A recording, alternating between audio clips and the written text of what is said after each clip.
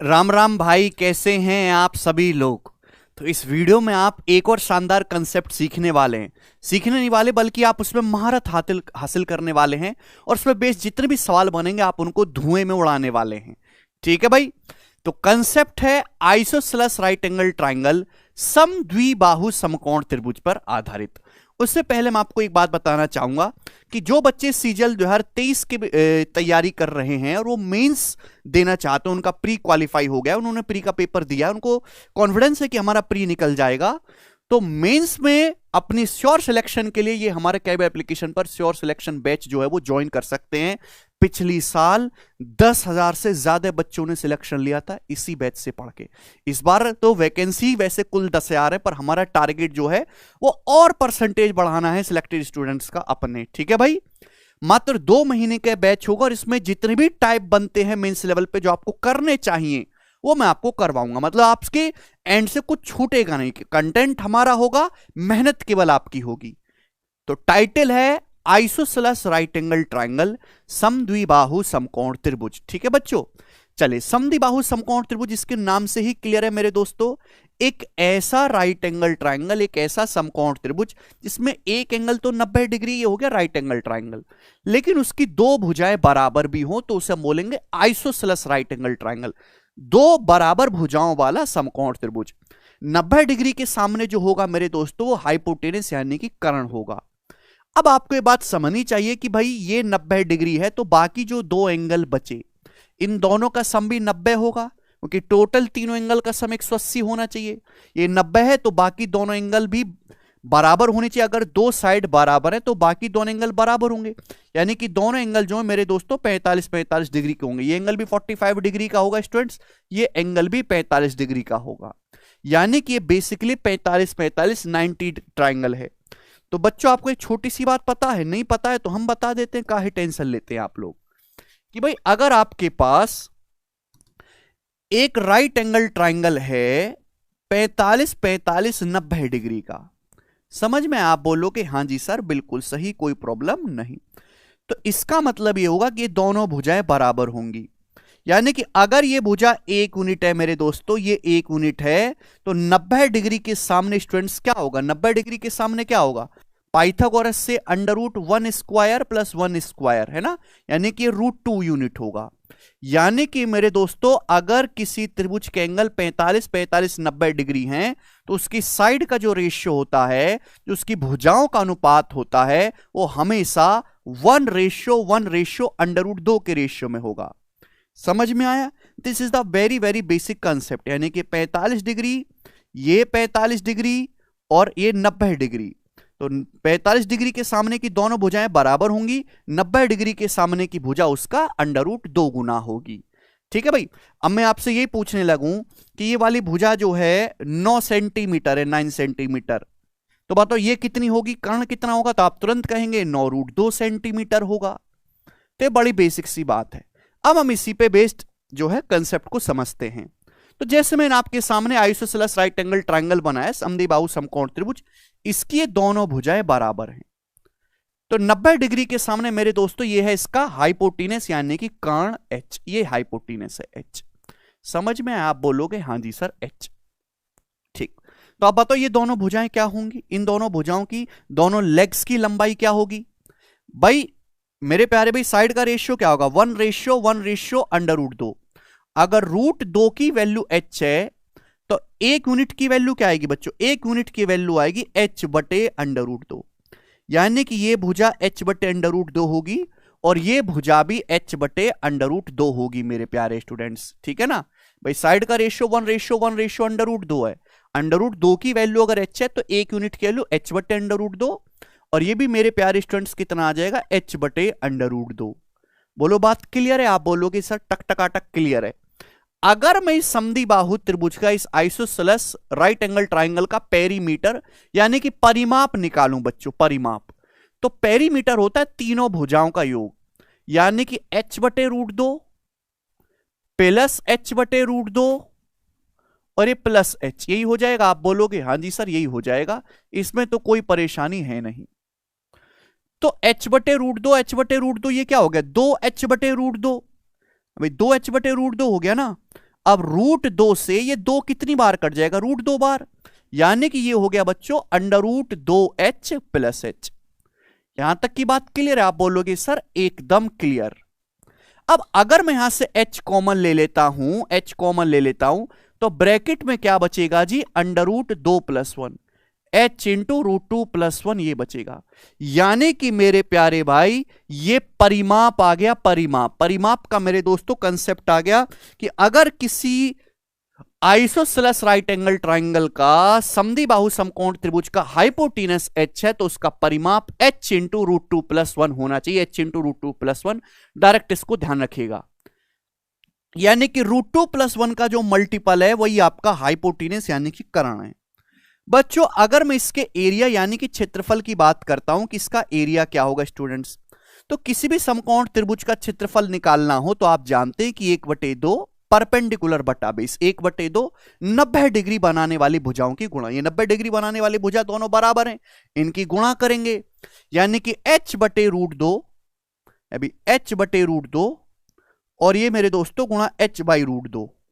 तो मेरे दोस्तों कितना आ गया भाई, h², और नीचे क्या आ जाएगा बच्चों, नीचे आ जाएगा 2 दूनी 4, यानी कि ये एरिया आ गया मेरे प्यारे भाई, एरिया समझ में आया। यानी कि अगर किसी आइसोसेलेस राइट एंगल ट्राइंगल का समद्विबाहु समकोण त्रिभुज का अगर कर्ण h है, हाइपोटेनस h है स्टूडेंट्स, तो उसका जो क्षेत्रफल होगा वो h²/4 होगा। ये दोनों बातें आपको समझानी थी। ये थोड़ा इंपॉर्टेंट इसलिए हो जाता है क्योंकि ज्योमेट्री और मेंसुरेशन दोनों में ही पूछ लिया जाता है। ठीक है जी, चलो अब मैं आप पे इसी पर बेस सवाल पूछूंगा। सवाल नंबर है आपके सामने 1। ये बताइएगा जी, CHSL 2022 के पेपर का एज इट इज पूछा हुआ सवाल है, करो। बोला है एक समद्विबाहु समकोण त्रिभुज का क्षेत्रफल 125 सेंटीमीटर स्क्वायर है, इसके कर्ण की लंबाई बताओ। अब जिस बच्चे ने कंसेप्ट पढ़ा हुआ है वो 1 सेकंड में कर लेगा। अगर भैया कर्ण की लंबाई आपको निकालनी है h, ठीक है भाई, समद्विबाहु समकोण त्रिभुज आइसोसेलेस राइट एंगल ट्राइंगल का एरिया क्या होगा, h²/4। ये एरिया होगा, इसकी वैल्यू सवाल में कितनी दे रखी है, 125 दे रखी है, तो h² आ जाएगा मेरे प्यारे भाई 125 चौका यानी कि 500। 500 का मतलब होता है 100 × 5, तो 100 का √10 आ जाएगा, 5 का √5 आ जाएगा, यानी कि हाइपोटेनस जो हो गया बच्चों 10√5 सेंटीमीटर आ गया। यानी कि ऑप्शन नंबर बी ही सवाल का एकदम सही आंसर है। एक स्टेप में हो गई, बताइएगा। SSC मेंस 2020 के पेपर में पूछा गया, हालांकि सवाल 21 में भी आया है, बट यही कर लोगे हो जाएगा। एक त्रिभुज ABC में AB = AC, एक त्रिभुज ABC में मेरे प्यारे भाई 2 भुजाएं बराबर हैं।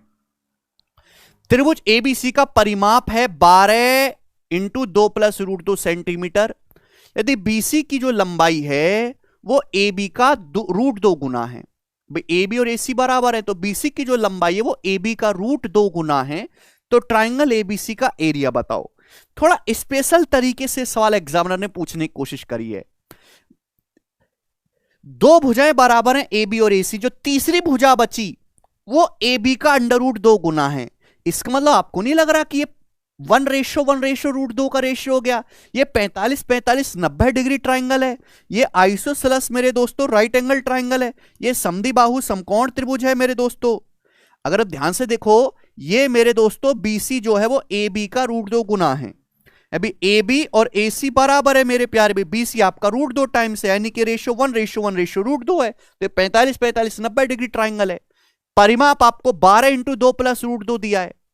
अच्छा 12 दूनी 24, आप इसको ऐसे लिख सकते हैं 12 + 12, 12 दूनी 24 का मतलब 12 + 12 + 12 √2, ये परिमाप है।